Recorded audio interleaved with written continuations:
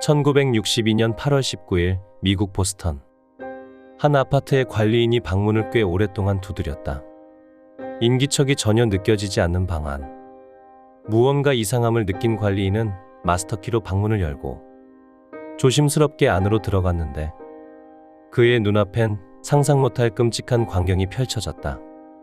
한 여성의 나체 시신이 기이한 형태로 바닥에 누워있던 것. 피해자는 해당 아파트 거주자였던 74세 여성 아이다 이르가. 그녀의 두 다리는 두 개의 의자에 묶인 채 활짝 벌려져 있었으며 다리 사이로 빗자루 대가 꽂혀 있었다. 즉 엽기적인 성적 공격을 받았던 것. 게다가 목에는 그녀의 스타킹으로 나비 모양의 매듭이 묶여 있었는데 그것은 범인이 남겼음이 분명해 보였다. 경찰이 파악한 이르가의 사인은 교살. 이상 성욕자로 추정되는 범인은 피해자를 성폭행 후 목을 졸라 살해하였고 시신을 기이한 형태로 연출하여 자신의 욕구를 충족시킨 것이었다.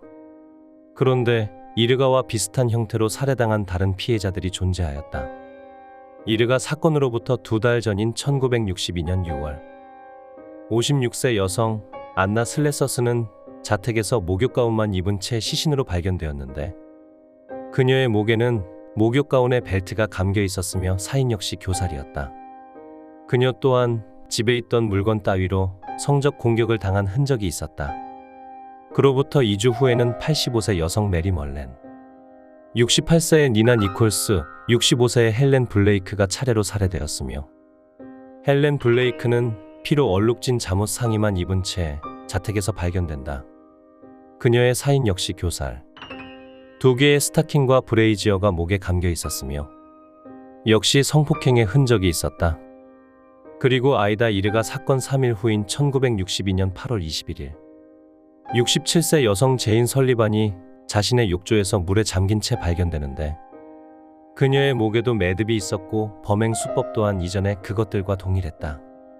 즉 1962년 6월부터 8월까지 총 6명의 노년 여성들이 보스턴에서 살해당했는데 피해자들이 모두 백인 여성이며 나이가 50에서 70대의 노년이라는 점, 자신의 집에서 성폭행 후 교살당했다는 점, 강제로 침입한 흔적이 없고 문을 잠그고 나갔다는 점 등으로 보아 이 6사건은 동일범의 소행일 가능성이 확실했다. 보스턴 언론이 이 전대미문의 연쇄살인범에게 붙인 이름은 바로 보스턴 교살자. 그의 연쇄살인은 이제부터 시작이었다. 노인만 성폭행 후 살해하는 연쇄살인범 보스턴 교살자. 보스턴 경찰은 그를 잡기 위해 동분서주하기 시작했는데 사건은 전혀 뜻밖의 방향으로 흘러간다. 범인이 패턴을 아예 바꾼 것. 1962년 12월 5일 보스턴 대학교 근처의 한 아파트에서 20살 여성 소피 클럭이 살해당한다. 룸메이트에 의해 발견된 시신에는 목에 나일론 스타킹이 감겨 있었는데 그것은 바로 보스턴 교살자의 상징이었다. 그로부터 보름 후인 1962년 12월 31일 역시 젊은 여성인 22살의 패트리샤 비세트 또한 같은 수법으로 살해된 채 발견. 보스턴 교살자는 1962년 8월 6번째 희생자인 제인 설리번을 살해한 이후 종적을 감췄다. 하지만 그로부터 3개월 후 예상 밖의 인물인 20살의 소피 클럭을 살해하며 다시 살인을 시작한 것. 소피의 죽음은 보스턴 전역을 공포에 떨게 했다. 그간 교살자에게 당한 피해자들은 모두 노년의 백인 여성이었지만 소피 클럭은 20세이고 흑인이었던 것. 즉 보스턴의 모든 여성이 교살자의 타겟이 된 것이었다. 보스턴 여성들은 머리맡에 칼을 놓고 자거나 맹견을 구매하는 등 자구책을 강구하기 시작했다. 이후 교살자는 이런 보스턴 시민들의 두려움을 즐기기라도 하듯 미친 듯이 범행을 저질렀다. 1963년 3월 다시 노년 여성인 69세의 메리앤 브라운을 살해하더니 5월에는 23세의 비벌리 사만스를, 9월에는 다시 비교적 나이가 많은 57세의 에블린 코빈을, 11월에는 23세의 조앤 그라프를, 그리고 1964년 1월에는 급기야 20살 생일을 며칠 앞둔 19세 소녀 메리 설리반을 살해했다. 그녀 역시 빗자루대로 성폭행을 당했으며 목에는 2개의 스카프와 스타킹이 매여 있었다. 경찰이 그를 쫓기 시작한 17개월 동안 무려 13명의 여성을 성폭행하고 살해한 보스턴 도살자. 경찰은 피해자들의 주변 인물 3,000명을 용해 선상에 올렸고 400명의 용의자를 신문했지만 소득이 없었다. 다만 경찰은 한 피해자의 집 근처에서 유의미한 증언을 확보했는데 그것은 모델 에이전시에서 일한다는 한 수상한 사람을 봤다는 것. 피해자 근처 아파트에 살았던 한 여성에 따르면 사건 당시 누군가 집 문을 두드리기에 열었더니 한 멀끔한 남자가 자신이 모델 에이전시에서 일한다고 소개하며 모델을 해보지 않겠냐고 제의를 했다는 것. 그런데 남편이 집에 있다고 말하자마자 남자는 빠르게 자리를 떠났다고 했다. 경찰은 해당 증언을 수상하게 여겼지만 당시에는 그 남자에 대한 또 다른 단서가 없었기에 수사에 있어서 별다른 소득을 얻지 못했다.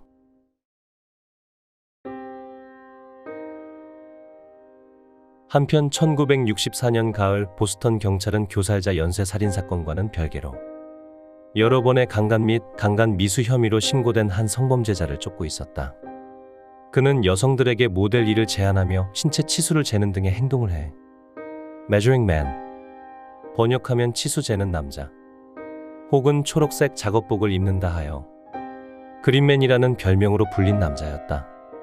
이 그린맨은 1964년 10월 27일 동부 케임브리지의 한 집에 침입하여 집주인 여성을 침대에 묶고 강간하고는 미안하다는 말을 남기고 떠났는데 경찰은 이 피해자의 증언을 토대로 알버트 데살보라는 남자를 용의자로 체포한다.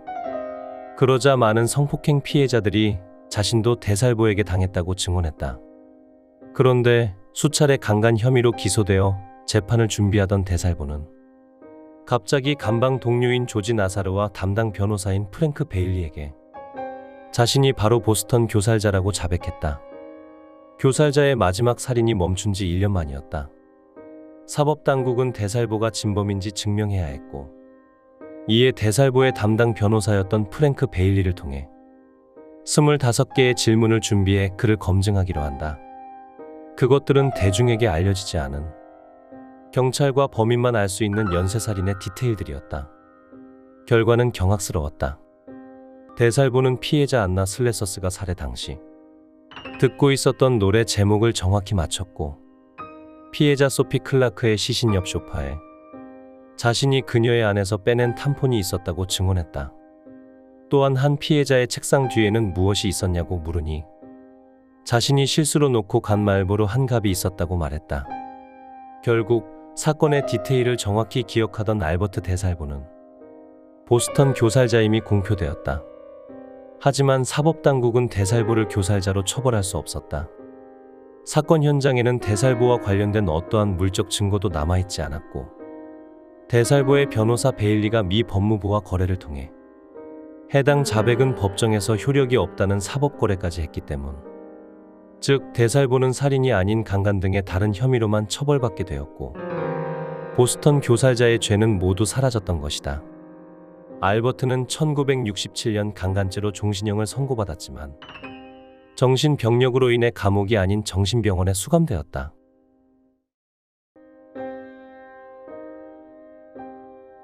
한편 일각에서는 데살보가 진범이 아니라는 주장이 설득력을 얻고 있었다.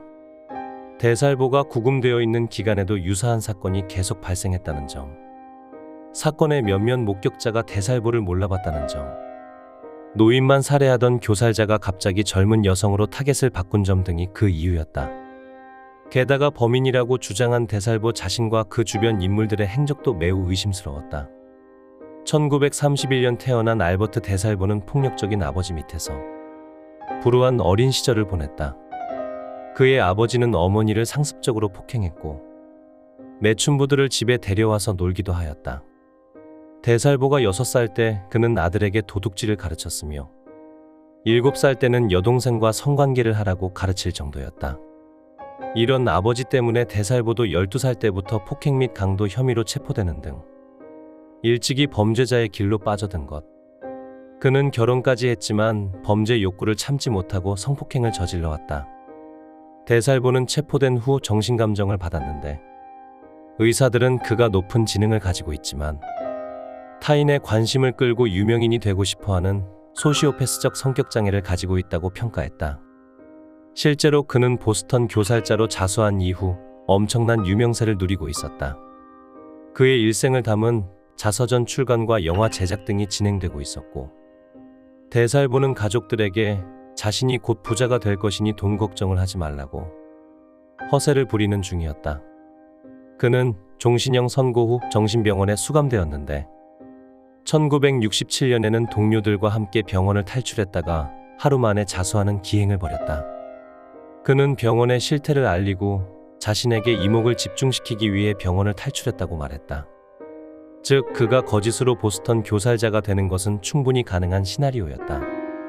게다가 대살보의 담당 변호사인 프랭크 베일리는 훗날 그 유명한 오제이 심슨 사건을 담당하기도 한 전설적인 스타 변호사로서 언론 플레이와 사법 거래의 귀재였고, 사건을 공론화시켜 원하는 바를 얻어내는 데 탁월한 사람이었다. 당시 보스턴 사법당국은 교살자 사건으로 골머리를 앓고 있었고, 범인이 잡힌다면 시민들에게 체면치레는 할 수 있었다. 그들이 베일리와 합심해서 가짜 범인을 내세웠을 가능성도 있었던 것. 사법당국에서 미리 사건의 디테일들을 베일리에게 넘긴 후 베일리가 대살보를 시켜 연극을 하게 했다는 가설이다. 또 다른 가능성은 대살보가 처음 자백을 했다는 그의 감방 동료 조지 나사르가 진범이라는 가설이다. 진짜 보스턴 교살자인 조지 나사르는 범행의 디테일을 대살보에게 알려주었고, 대살보는 스타가 되기 위해 대신 보스턴 교살자가 되었다는 것. 실제로 재판을 기다리며 감옥에 수감되어 있던 대살보는 1973년 11월 어느 날 사건 관계자들에게 전화를 걸어 대뜸 털어놓을 것이 있으니 만나자고 말했다. 관계자는 다음날 아침 대살보를 만나기로 약속했는데 바로 그날 대살보는 감옥에서 살해당한다.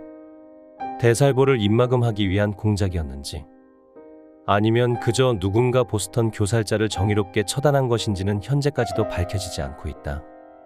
그의 사후 수십 년 동안 그가 진정한 보스턴 교살자였는지에 대한 논의가 끊이지 않자 사법당국은 2013년 당시 19세의 피해자였던 메리 설리반의 유족들과 대살보의 친척에게 도움을 받아 사건의 DNA 테스트를 진행했다.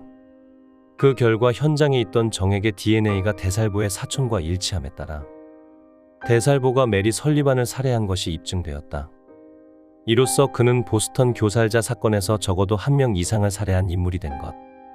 대살보가 피해자 13명을 전부 살해했는지 아니면 다른 범인이 있는지는 현대의 프로파일러들 사이에서도 갑론을박이 있다. 쟁점은 노인만 집요하게 죽이던 살인자가 갑자기 젊은 사람도 죽이는 게 가능하냐는 것인데, 혹자는 범죄자가 진화하여 타겟이 바뀌는 게 가능하다는 입장이고, 반대측은 그렇게 극적으로 타겟이 바뀌는 건 불가능하다는 견해이다. 하지만 사건으로부터 무려 60여 년이 흘렀기에 진실을 밝힐 수 있는 시간은 이미 지나가 버렸고, 희대의 연쇄살인범 보스턴 교살자가 누구인지는 영원히 미스테리로 남게 되었다.